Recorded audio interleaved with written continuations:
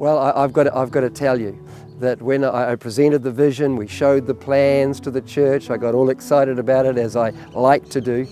And to this day, I have to be honest, it is the worst offering I've ever received in my life.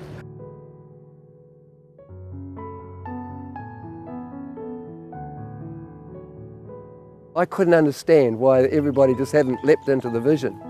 But sometimes there's a process, isn't there?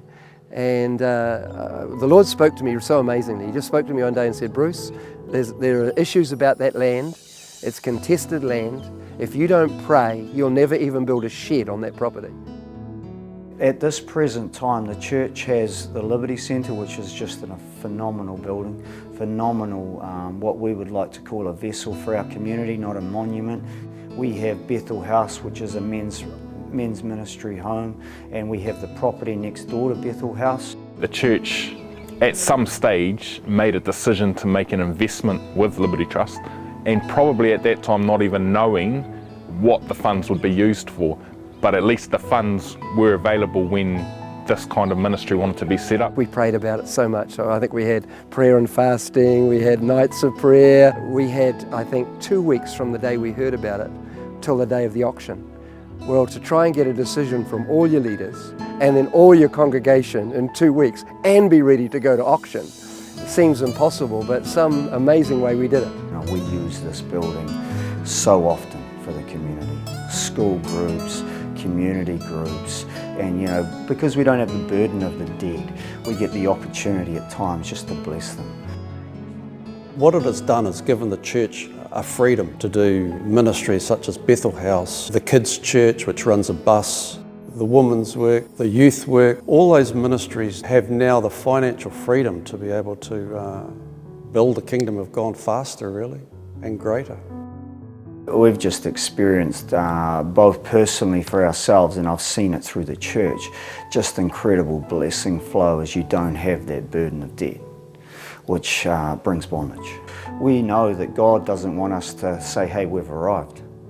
As I say, it allows us to have a progressive vision. He is always wanting to extend us. We continue to sow, not just for ourselves, but for the future, for another generation, that we would leave a legacy, that we would actually create a ceiling that would be the next generation's floor. So I think that is one of the significant things that allows us to do. It allows us to leave a legacy. At the end of the day, the church focus now is to be a servant to the community. We have got a fantastic relationship with the community now. They know who we are, they know what we have here, and there is a freedom now of us to talk church with people in the community, as well as them using the resources that we have here. Bethel House had a huge impact on my life. Late 2004, I was sort of in a place where I'd lost everything. Just got the opportunity to come and stay here. I stayed here for about 18 months. Reconciled to God, reconciled to my family, and really just put everything back in perspective and prioritised my life for me. The impact that can have on your community, having a safe home for kids, families, men to live in with supervision and with support and love. What an investment for a church, what a way to impact your community. The way God loves this church is the way He loves every church. What He wants to do here is what He wants to do everywhere. And that is not only help us to have property, but to have it debt-free. We stand on the shoulders of great men who made some tough decisions, who had vision, who had faith to believe and sow for the future. And I think that's what it's about. Sometimes we can look right here, right now, but we've got to think beyond. That's what we've experienced, and that's what we want to continue to leave here. We've used Liberty Trust as a tool. I think God would want us to do that. God set Liberty Trust up. It's a God idea, not a man's idea, and so we as a church need to use it. Use God's idea. First you invest, and then when the opportunities come up or you feel like God's prompting you to start a ministry, you've got the available funding there. As a church, we're going to continue to take out memberships in Liberty Trust, and hopefully take one out annually. So every year we will have an interest-free mortgage and then have to decide what are we going to do with it, where we're going to put it, who we're going to give it to. I think that's pretty awesome to be able to have that facility to be able to do that. My vision has always been with Liberty Life that it'll never stop building. There's always something else that we want to build. There's always something else great that we want to do. It's just having the freedom to do it and getting free from your auditorium costs, getting free from your administration part of what you need as quickly as you can, then gives you a chance to dream the other dreams.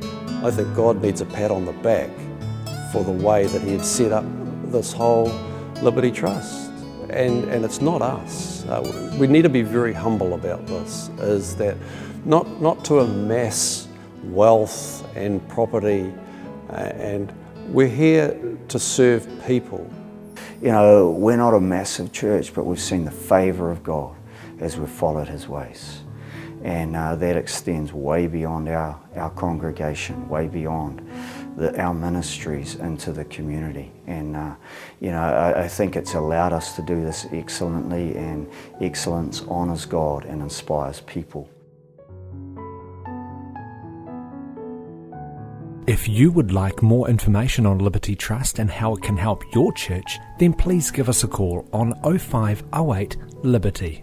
Send us an email or visit our website.